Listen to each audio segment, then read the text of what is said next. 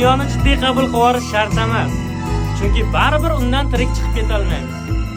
Yana onamning bir gaplari bor. Bolam, shuncha qildim tajang, taqdirimdan ortig'i bo'lmadi. Baxt o'zi nimadir men bilolmadim. Sevgi nima ekan tushuna olmadim. Ammo armonlarning azoblarida qancha tirishsam ham chetda qolmadim.